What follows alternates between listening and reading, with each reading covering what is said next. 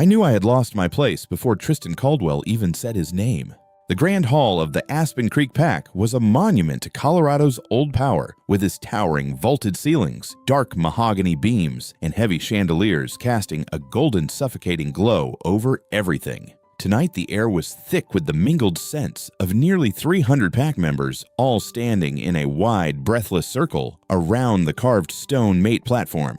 This was supposed to be the night Tristan, our future alpha, officially claimed me. I stood there in my ceremonial white suit, the heavy silver crest of the pack resting cold against my collarbone, waiting for the culmination of years of quiet obedience and patience to finally mean something.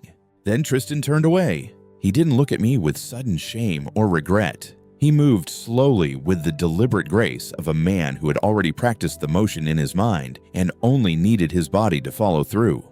He stepped past the elders, past the ceremonial altar, and walked straight toward Ashton Reed. Ashton stood in the front row, wrapped in midnight blue silk, his scent blooming bright sharp and overwhelmingly sweet. It was the kind of scent that incited the beast within an alpha, fueling their dominance, lust, and aggression. It was loud. It was everything Aspen Creek valued, and it was everything I was not. My pheromones had always been the source of the elders' disappointed whispers. I possessed what they clinically dismissed as a soothing resonance, my scent like rain falling over quiet stones, and the faint, clean trace of winter pine did not ignite dominance. It dismantled it. It was a pure, tranquilizing frequency that lulled the inner beast to sleep, calming aggression and healing frayed nerves. But to a man like Tristan, whose entire identity was built on violence conquest and a desperate need to display his power, my calming nature was a threat. To him, an omega who made him feel peaceful was an omega who made him feel ordinary. He wanted a mate who would be a trophy to his wildness, not a cure for it. Aspen Creek requires a Luna whose presence can command the room. Tristan announced, his voice echoing off the ancient stone walls. His golden eyes locked onto Ashton, ignoring me completely as he took the mating seal from the elder's hands. A Luna who fuels the pack's strength, not one who dulls our instincts into submission. The hall erupted into a chorus of approving gasps and murmurs. Ashton covered his mouth tears shining perfectly on his lashes. Some people looked at me with pity. Most simply looked through me, mentally erasing Julian Sterling from the hierarchy of Aspen Creek in real time. They expected me to crumble. They expected the fragile, boring Omega to fall to his knees, weep and beg for a lesser place within the pack, grateful for whatever scraps of belonging they might toss my way. But a strange, profound clarity settled over me. The pain was there, sharp and freezing in my chest, but beneath it was the sudden, undeniable realization that I was finally free. Free from the burden of trying to be what they wanted. Free from apologizing for the blood in my veins. I did not cry. My hands, though cold, were perfectly steady as I reached up to the back of my neck. The silver clasp of the Aspen Creek badge clicked softly, a sound that somehow carried through the sudden hush that fell over the nearest rows.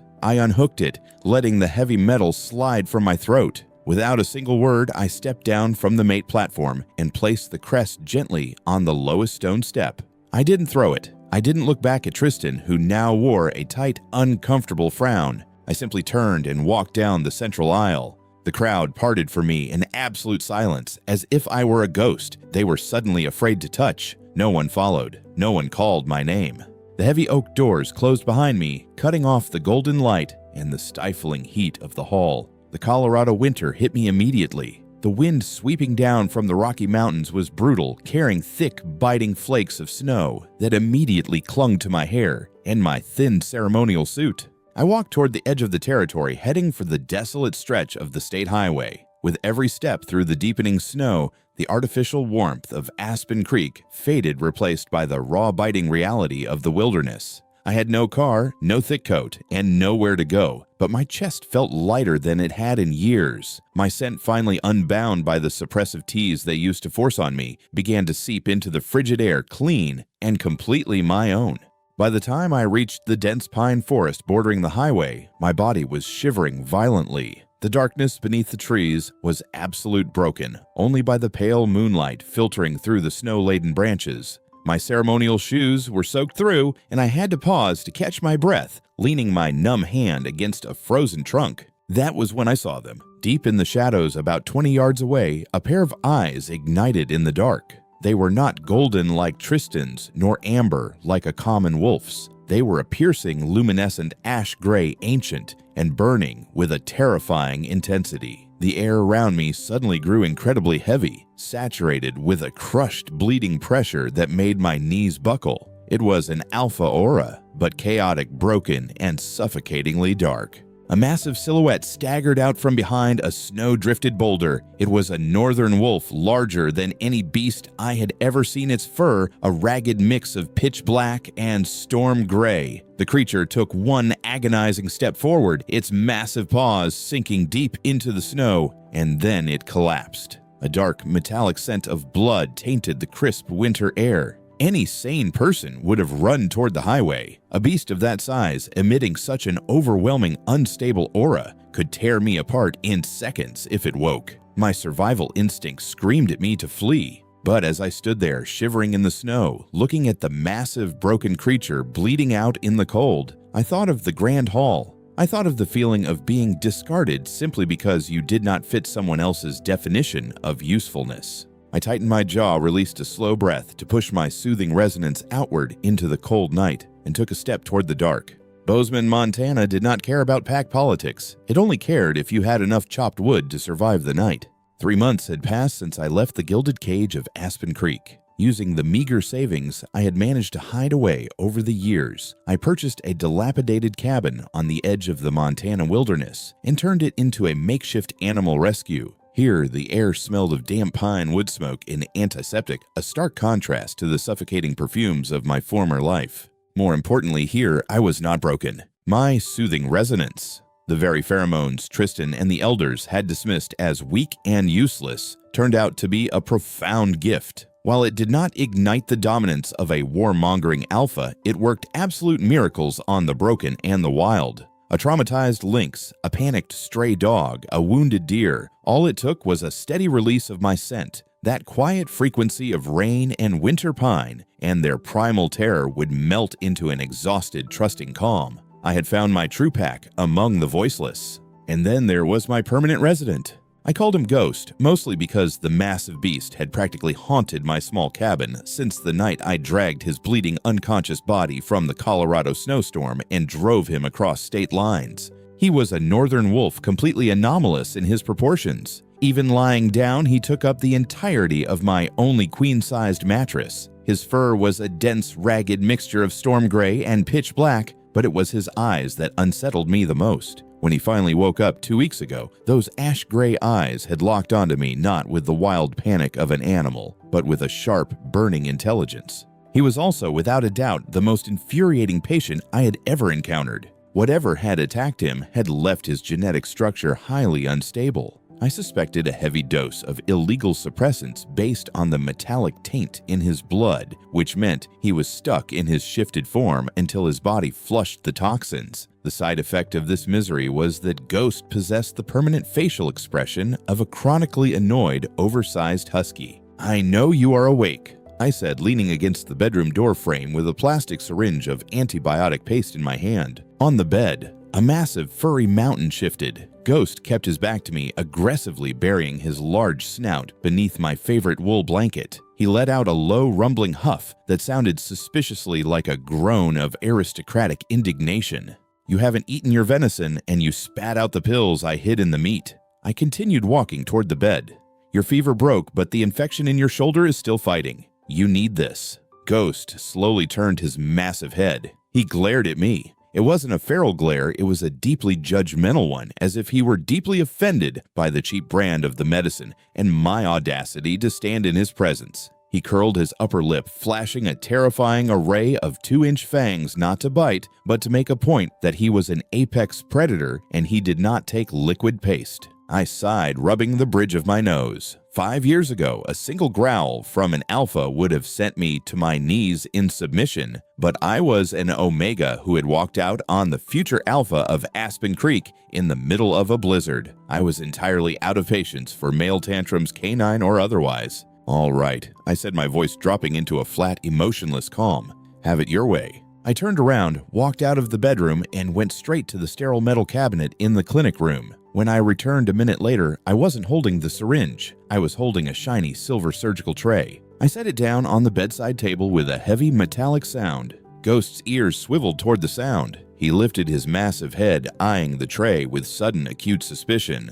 "Since your body isn't fighting off the infection properly, we have to consider alternative veterinary protocols," I explained casually, picking up a pair of heavy-duty surgical shears and wiping them with an alcohol pad. Sometimes severe trauma causes hormonal imbalances in large canines. The standard medical recommendation to reduce aggression and stress on the immune system is a full castration. The atmosphere in the room instantly evaporated. Ghost froze. His ash-gray eyes widened to twice their normal size, dropping to the metal shears in my hand, then back up to my face in absolute unadulterated horror. "It is a simple procedure," I continued smoothly, stepping closer to the bed. "I have the anesthetics right here, so we have two choices. You can open your mouth and swallow the antibiotic paste, or I can prep the surgical table, and we can solve your attitude problem permanently. Medicine or neutering.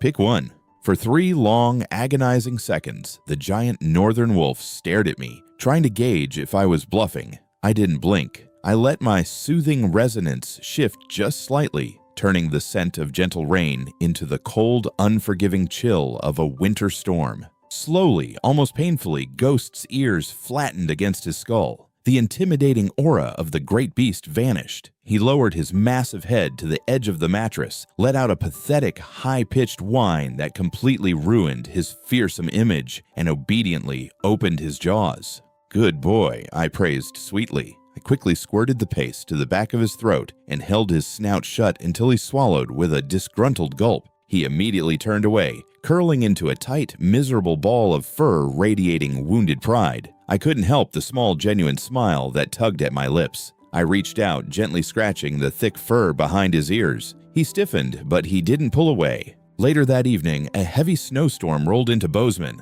I was sitting by the fireplace, nursing a mug of tea. Real tea, not the bitter suppressants of my past. Suddenly, the headlights of a lost delivery truck swept across the front windows. Before I could even stand, a shadow moved past me. Ghost, despite his injured shoulder, had silently limped out of the bedroom. He planted his massive, intimidating frame directly in front of the front door. He didn't bark. He just stood there, a silent, immovable wall of muscle and dark fur, his ash-gray eyes fixed on the window until the truck turned around and drove away into the night. Only when the taillights vanished did he look back at me. He let out a soft huff, limped over to the rug beside my chair, and heavily dropped his chin onto my feet. I stared down at the giant beast. He was arrogant, dramatic, and a terrible patient. But as I listened to the steady rhythmic sound of his breathing against the storm outside, I realized something profound. For the first time in my life, someone was standing between me and the world, and they weren't asking for a collar in return. Winter in Montana was not merely a season, it was a physical entity that moved into the cabin and settled deep into the floorboards. By the time December arrived, the snow was piled so high against the windows that the world outside ceased to exist, leaving only the warmth of the hearth and the quiet rhythm of my makeshift clinic.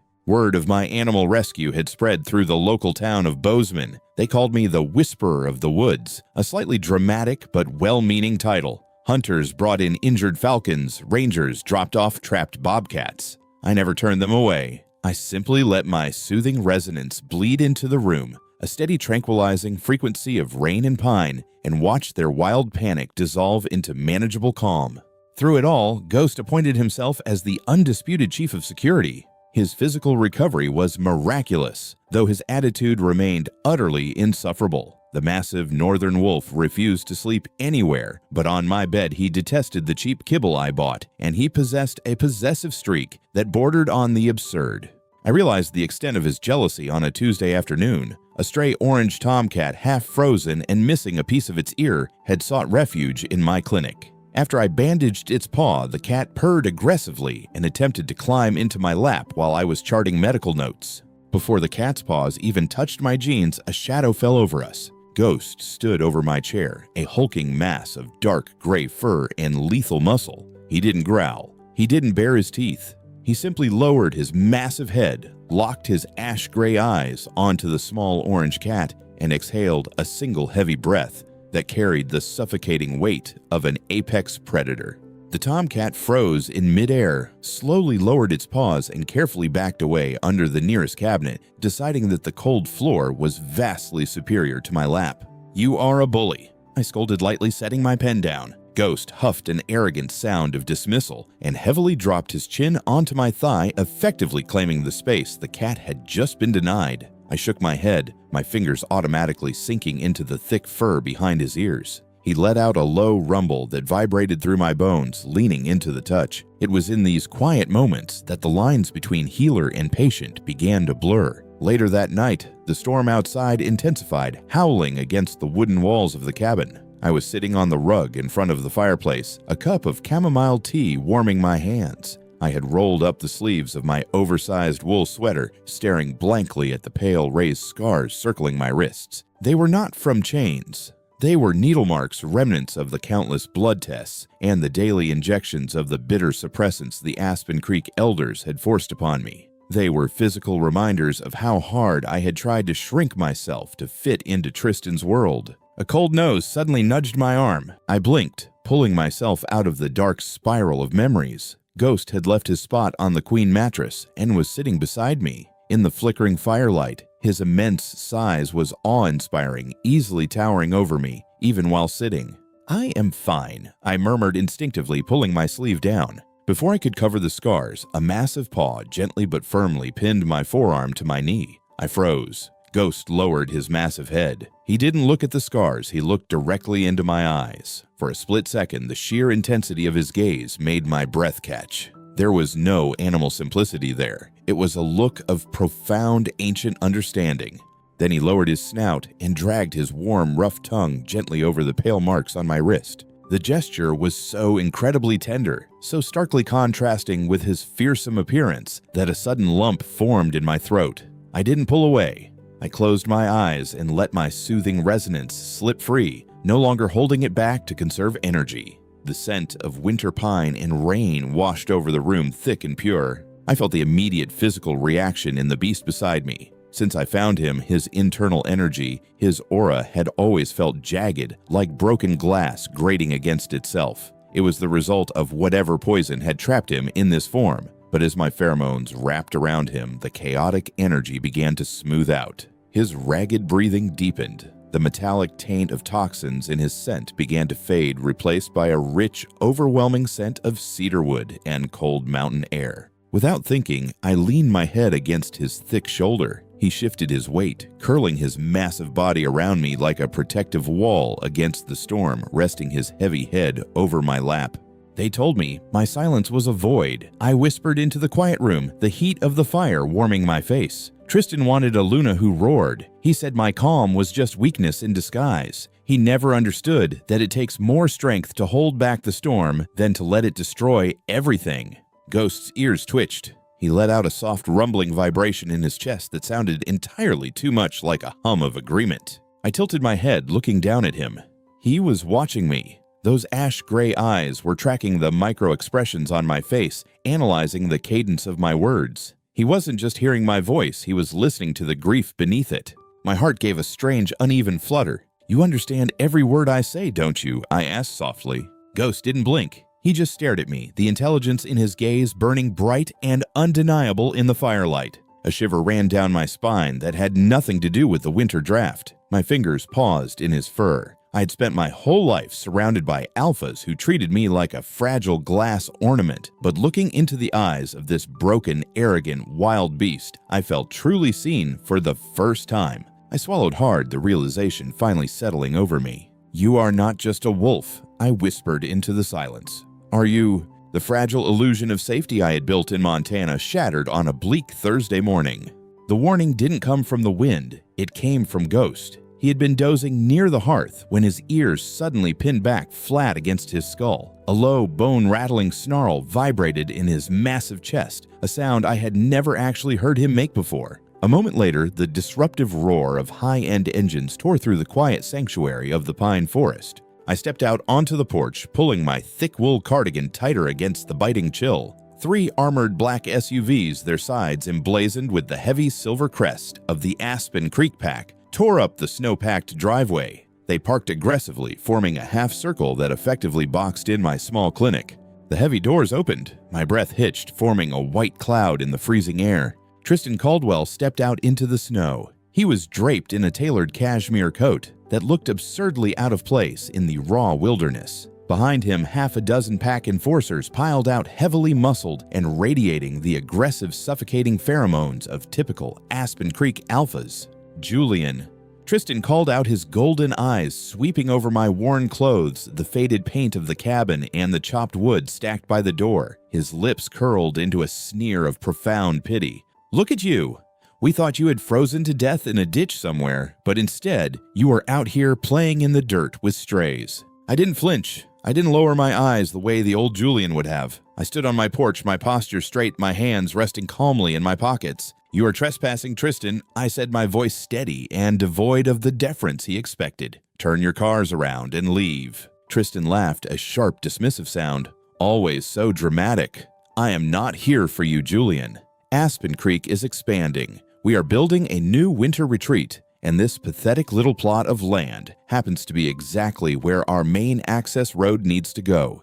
He pulled a folded legal document from his inner pocket and tossed it onto the snow at the bottom of my steps. "Sign the buyout. It is more money than a broken Omega, like you will see in a lifetime. Take it and disappear further into the woods." "The land is not for sale," I replied coldly, "and I don't take orders from you anymore." Tristan's jaw tightened. The easy arrogance on his face slipped, replaced by the ugly, domineering temper I remembered all too well. He took a step forward, his alpha aura flaring a heavy, suffocating pressure meant to force me to my knees. Before his boot even touched the first wooden step, a massive shadow flowed out from the cabin door, planting itself firmly between me and Tristan. Ghost stood there, the fur along his spine raised like jagged spikes. He didn't just snarl, he released a deep, guttural roar that seemed to shake the snow from the pine branches above us. His ash-gray eyes locked onto Tristan with a promise of absolute violence. Tristan stopped dead in his tracks, his eyes widening as he took in the impossible size of the northern wolf,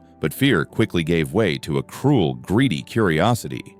"What an absolute freak of nature," Tristan murmured, his eyes gleaming. He glanced back at his enforcers. "Ashton has been wanting a new fur rug for the estate. Catch it. Use the heavy-grade stun batons. I want to see how much voltage a mutant like that can take before it breaks." Panic cold and sharp pierced my chest, not for myself, but for the broken beast who had appointed himself my protector. "No!" I yelled, stepping forward, intending to throw myself in front of Ghost. I pushed my soothing resonance out as hard as I could, hoping to disorient the enforcers, but the wind whipped my scent away before it could reach them. 3 enforcers lunged forward, the tips of their batons crackling with lethal blue electricity. But Ghost didn't back down. As the first baton swung toward his skull, he didn't dodge. He let out another roar, but this one didn't sound like an animal. It sounded like the very earth tearing open. The air pressure dropped violently. Right before my eyes, the immense wolf's form began to warp. The toxic suppressants that had trapped him in that body for months were suddenly forcibly incinerated by an internal surge of raw, unfathomable power. There was a sickening cracking noise of shifting bones, followed by an explosion of dark energy that sent a shockwave of displaced snow blasting outward. The enforcers were thrown backward off their feet, crashing heavily into the sides of their SUVs. When the swirl of snow finally settled, a wolf no longer stood on my porch. A man stood there. He was incredibly tall, easily dwarfing Tristan and his enforcers. He was bare-chested, despite the freezing temperature, his torso, a canvas of hard, scarred muscle and lethal grace. Jet-black hair fell into his eyes, but it couldn't hide the piercing, luminescent, ash-gray gaze that pinned Tristan in place. But it was his scent, his aura, that brought Aspen Creek to its knees. It wasn't the petty showy dominance of a pack alpha. It was the crushing ancient weight of an apex predator. The scent of freezing mountain air and sharp cedar wood slammed down on the clearing like an avalanche. Tristan choked his knees, buckling uncontrollably as the sheer, terrifying gravity of the stranger's pheromones forced him into the snow. The enforcers didn't even try to stand. They whimpered, pressing their faces into the dirt in absolute instinctual submission. The man didn't even look at them. He raised one large, scarred hand and casually flicked his wrist. "Get off her land." His voice was a deep, gravelly baritone that vibrated right through the soles of my shoes. Before I decide, your heads would look better mounted on my wall." Tristan couldn't speak. He scrambled backward through the snow like a terrified child, hauled himself into the nearest SUV, and pounded on the partition. The engines roared in a panic, and within seconds the Aspen Creek convoy was tearing down the mountain road, fleeing as if hell itself was chasing them.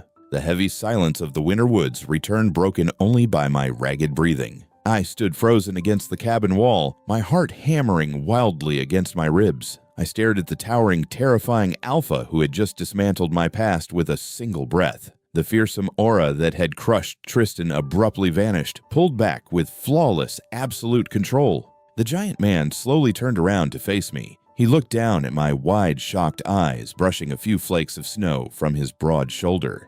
He offered a small, rough smirk that completely ruined his terrifying image. "Sorry." He rumbled, his ash-gray eyes softening into something entirely too fond. "For sleeping on your bed and hogging all the blankets." The silence following Tristan's frantic departure was deafening. I stood on the porch, staring at the towering, bare-chested man who had just dismantled a heavily armed Aspen Creek convoy without throwing a single punch. Ghost. I managed to whisper the name, feeling absurd on my tongue now. "Hi, Caleb," he corrected gently, his ash-gray eyes reflecting the pale winter sun. "Caleb Vance." I knew that name. Everyone in the Western Territories knew that name. He was the apex alpha of the Ironwood Pack, a lineage known for producing wolves so untamed and deeply tied to their primal instincts that the civilized packs like Aspen Creek whispered about them in terrified, hushed tones. Panic, dormant but deeply ingrained, began to claw at my throat. For 5 years, I had been conditioned to shrink in the presence of alpha dominance. Now the most powerful alpha on the continent was standing on my porch. Instinctively, I took a step back, my shoulders raising defensively. Caleb noticed. The playful smirk vanished from his face, replaced by a profound, immediate regret. He didn't step toward me. Instead, he closed his eyes, took a deep breath, and completely retracted his aura. The crushing, heavy scent of cedarwood and winter air vanished, tucked away behind ironclad control until he smelled like nothing more than cold snow and my own wool blankets. "I am not them, Julian," he said quietly, his voice a rough, reassuring rumble. "I will never be them." The transition from a fearsome northern wolf to a human houseguest was complicated. Caleb was physically too large for my world. He had to duck under the door frames of my small cabin. The largest pair of sweatpants I owned barely reached his calves, and the oversized flannel shirt stretched dangerously tight across his broad, scarred shoulders. His body was still flushing the last of the toxic suppressants, leaving him temporarily locked in his human form while his internal energy stabilized. For the first 2 days, I tiptoed around my own home waiting for the inevitable barked order, the demand for service, or the explosive alpha temper I was so used to. It never came. Instead, I woke up on Wednesday morning to the smell of burning toast. I hurried into the kitchen to find the apex alpha of Ironwood, wearing a ridiculously small floral apron I used for gardening, aggressively scrubbing a burnt frying pan in the sink. Later that afternoon, while I was charting medical notes, the orange tomcat with the missing ear strolled confidently into the clinic. It hopped onto the counter, aiming straight for my lap. From the corner of the room, Caleb, sitting in a chair that looked comically small for him, lowered his book. He didn't say a word. He simply narrowed his ash-gray eyes, tilted his head, and gave the cat the exact same heavy, suffocating death glare he used when he had fur and fangs. The tomcat froze, let out a distressed cry, and immediately backed off the counter, opting to sleep on top of a sterile cabinet instead. "You are a human now," I pointed out, trying and failing to suppress a smile. "You can't just intimidate stray cats out of jealousy." "I am securing the perimeter," Caleb replied without missing a beat, returning to his book. "That beast has ulterior motives." It was impossible to remain terrified of a man who sulked over a 12-pound feline. The cold, suffocating walls of my past trauma began to crack, letting the warm Montana light seep in. I realized Caleb was deliberately making himself small, domestic, and utterly non-threatening, all to give me the space to breathe. The true depth of our shared brokenness was revealed later that night. A blizzard was raging outside, rattling the window panes. We were sitting on the rug in front of the fireplace, much like we used to, only this time I wasn't leaning against a wall of fur. I handed him a mug of chamomile tea. He took it, his large fingers brushing against mine, warm and calloused. Tristan told me Aspen Creek poisoned me with suppressants, I said softly, staring into the flames. Who poisoned you, Caleb? Who could possibly take down an apex? Caleb traced the rim of his mug, his eyes darkening into a stormy gray. My own elders, he answered, his voice devoid of anger, leaving only a hollow, heavy exhaustion. I turned to look at him, my breath hitching. Ironwood is old and brutal, Caleb explained, staring into the fire. They believe omegas are commodities, property to be traded, protected, but never respected. When I took over as alpha, I started tearing down the breeding laws. I wanted autonomy for our pack. The elders saw it as a weakness. They said I was letting human compassion dilute the wolf. He let out a bitter, self-deprecating laugh. They invited me to a peace summit. The wine was laced with a synthetic neural toxin meant to permanently lock my shifting abilities and degrade my mind. I barely made it across the state line before I collapsed in the snow. My heart ached a sharp physical pain in the center of my chest. Aspen Creek had broken me for being too soft. Ironwood had tried to destroy Caleb for refusing to be a monster. We had both been punished by the people supposed to protect us simply for refusing to fit into their cages. Without thinking, I reached out. My fingers trembled slightly as I gently touched the pale, raised scar on his shoulder where the infection had been. Caleb went completely still. He didn't pull away. He slowly turned his head, his ash-gray eyes locking onto mine with an intensity that made the air in the room suddenly feel very thin. The firelight danced across the sharp angles of his face, slowly giving me every opportunity to pull away. He raised his large hand. His rough knuckles grazed the side of my face, his thumb lightly brushing across my cheekbone. The touch was so incredibly gentle, so reverent, it felt like an apology and a promise, all at once. Julian, Caleb murmured, his voice dropping an octave, wrapping around me like a heavy, warm blanket. You dragged a crippled, bleeding beast out of the snow. You healed my body. But tell me, are you brave enough to save the heart of an Alpha too? I stared into his eyes, mesmerized by the raw, naked vulnerability shining in the gaze of the most dangerous man I had ever met. I couldn't speak. I simply swallowed hard and looked away, the heat rushing to my face as the lines between healer and patient, between savior and saved, finally and irrevocably shattered. Tristan returned on a bleak Tuesday afternoon when the Montana sky was the color of a bruised plum and the wind carried the sharp metallic scent of an encroaching storm. He did not come alone. This time, the Aspen Creek air brought a dozen elite enforcers, heavily armed men with eyes like dead embers. And in his hands, he carried a heavy silver-plated collar, a suppression collar, the kind of barbaric device designed to break the will of a rogue to block an omega's natural scent glands and to turn a living, breathing spirit into a hollow vessel of absolute obedience. I stood on the wooden porch of the clinic, the biting cold stinging my exposed cheeks, but my heart was completely steady. For the first time in my life, looking at the golden crest of Aspen Creek, I did not feel the primal urge to shrink. I didn't look for a back door, didn't check for a weapon, didn't wonder if I should hide. I simply stood my ground wearing my thick wool sweater, watching as the convoy of black SUVs crunched aggressively over the frosted gravel. Tristan stepped out, his tailored coat billowing in the wind. He tried to look magnificent, but if you looked closely, you could see the desperation etched deeply around his mouth. The loss of a true healer was finally taking its toll on his pack. You have made a pathetic spectacle of yourself, Julian. He called out, his voice smooth, practiced, and utterly devoid of any real connection. A former pack asset hiding in the woods with feral beasts. The elders are disgusted. I am disgusted. He gestured to the armed enforcers fanning out behind him.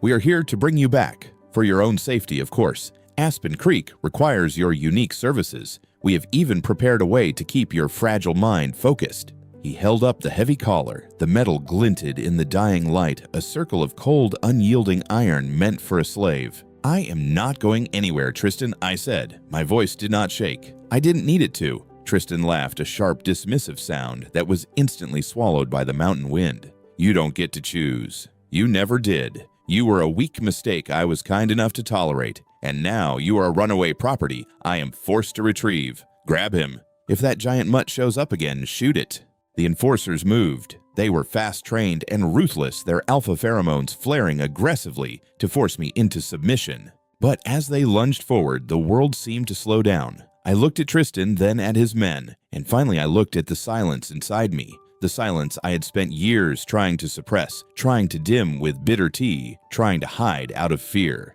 I didn't try to fight them with my fists. I didn't try to outrun them.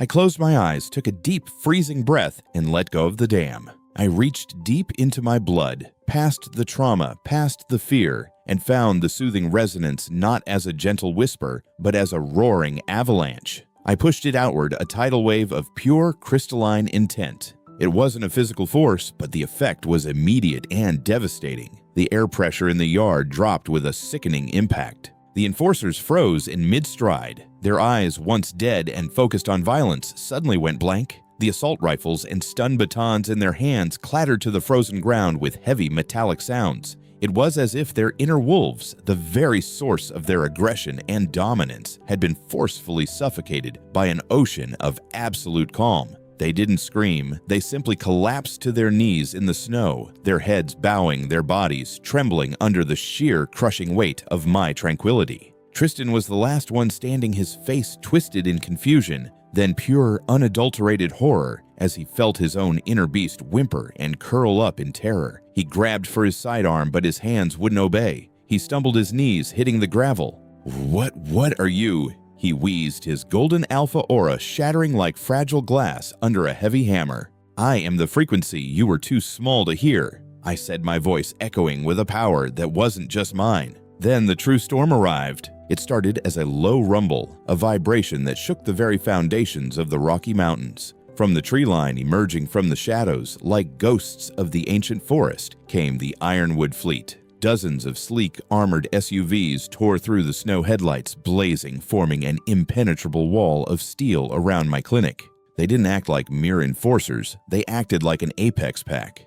The heavy doors flew open, and a sea of dark, leather-clad figures poured out. The Ironwood warriors, the most fearsome, untamed pack in the nation, moved with a single, unified purpose. They didn't look at me with pity or aggression. They looked at me with absolute reverence. And then walking through the center of them, looking every bit like the ruthless king of the North, was Caleb Vance. He didn't look like the man who sulked over a stray cat, nor did he look like the broken beast I had dragged from the snow. He looked like the apex alpha he was born to be, his ash-gray eyes burning with a cold, terrifying fire as he stepped over the unconscious Aspen Creek enforcers. He didn't even glance at me at first. He walked straight to Tristan. Tristan, who had once been the golden boy of Colorado, was now a pathetic heap of shaking limbs in the dirt. He stared up at Caleb, his eyes widening as he recognized the man he had once dismissed as a mutant, the legendary alpha that all other packs feared. Tristan whispered the realization, finally breaking his fragile mind. You are Caleb Vance." Caleb didn't bother to answer. He simply looked down at Tristan with a mixture of profound disgust and utter indifference. With a flick of his wrist, he signaled his men.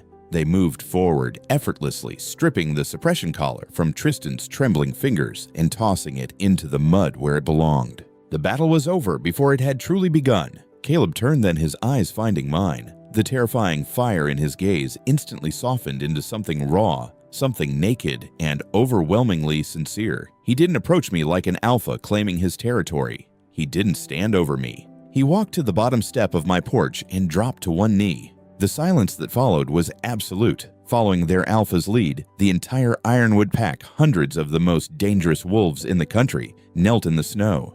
Caleb reached out and took my hand. His skin was warm, his touch grounding. He didn't look at Tristan, who was being hauled away by the Ironwood guard, sobbing in humiliation. He looked only at me. "You have been hunted," Caleb said, his voice a gravelly baritone that made the winter air hum. "You have been suppressed, lied to, and discarded by cowards, but you were never broken."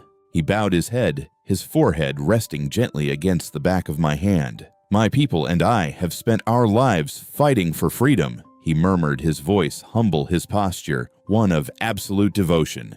"But today, standing in your presence, I realize I have been fighting to protect a master I did not know I was waiting for." He looked up, his ash-gray eyes reflecting the pale moonlight. "You have tamed the storm, Julian. From this moment on, your voice is the law of the North. Your word is our pulse. Command us." I looked at the kneeling king of the north, at the rows of fierce warriors who had once been the terror of the territories, and then I looked at the man who had been my grumpy, oversized guest. The fear of the past was gone, replaced by a cold, clear clarity. I didn't just belong to myself anymore. I belonged to the future I had just claimed. Stand, I said, my voice steady, ringing through the quiet forest. The storm isn't over yet, but for the first time, it is ours to command. 6 months later, the Montana snow did not feel like a cage. It felt like a blanket. The small, dilapidated cabin that had once been my solitary refuge was gone. In its place stood the Ironwood Sanctuary, a sprawling state-of-the-art facility built of warm Cedar River stone and massive glass windows that let in the brilliant winter sun. It was entirely funded by the Ironwood Pack, though Caleb had legally placed the deed strictly in my name. An Apex does not own the forest, he had told me simply when he handed me the papers. He merely protects the one who tends to it. Word of what happened in my front yard had swept through the territories like wildfire. The absolute humiliation of the Aspen Creek elite combined with the sudden terrifying resurgence of the Ironwood King had shifted the balance of power across the continent. Tristan's reign ended before it truly began. Stripped of his alpha status by his own humiliated elders, he was exiled, and the pack that had once prided itself on its cruel, showy strength began to fracture and fade into irrelevance. A pack built on the suppression of others inevitably devours itself when the oppressed walk away. I did not gloat over their downfall. In truth, I rarely thought of them at all. My hands were too full of life. It was a quiet Tuesday morning, and the sanctuary was bathed in golden light. In the main recovery room, I was gently wrapping a fresh bandage around the slender leg of a rescued fawn. The little creature trembled slightly, its large brown eyes wide with residual fear. I didn't need to speak. I simply let my breath out slowly, allowing my soothing resonance to fill the sterile room. The clean, tranquilizing scent of winter pine and rain washed over the fawn. Instantly, its rapid heartbeat slowed. The trembling stopped, and it rested its small head against my arm, letting out a soft, trusting sigh. From the corner of the room on top of a heated medical cabinet, the one-eared orange tomcat watched us with lazy, half-open eyes, purring like a rusty engine. The heavy wooden door of the clinic creaked open. I didn't need to look up to know who it was. The sudden comforting shift in the room's atmosphere told me everything. Caleb stepped inside, carefully ducking his head to clear the door frame. The fearsome king of the north, the Apex Alpha whose mere name made opposing packs tremble, was wearing a pair of worn denim jeans and a thick, ridiculously soft, cream-colored cable-knit sweater. In his large, scarred hands, he balanced 2 steaming mugs of hazelnut coffee. "The perimeter is secure," Caleb announced, his gravelly baritone rumbling pleasantly in the quiet room. He cast a highly suspicious glare at the sleeping tomcat. Though I still believe that feline is a spy for a rival rescue. I laughed, a bright, genuine sound that I was finally getting used to hearing. "He brings me dead mice, Caleb, not state secrets. Stop intimidating my receptionist." Caleb merely huffed a sound that was a hilarious echo of his days as my grumpy, oversized wolf guest. He walked over his massive frame, moving with a silent, lethal grace that he could never quite turn off, and set the mugs on the counter. He didn't hover over me. He stood beside me, watching with quiet fascination as I finished tying the bandage on the fawn. When the fawn was safely settled in its heated pen, I stood up and washed my hands. Caleb handed me my coffee. His large fingers brushed against mine, the heat of his skin instantly grounding me. "You have been up since 4, Caleb murmured, his ash-gray eyes studying my face, searching for any signs of fatigue. He reached out his thumb, gently brushing a stray lock of hair from my forehead. "I am fine," I said softly, leaning into his touch. And for the first time in my life, it wasn't a lie to appease an alpha. It was the absolute truth.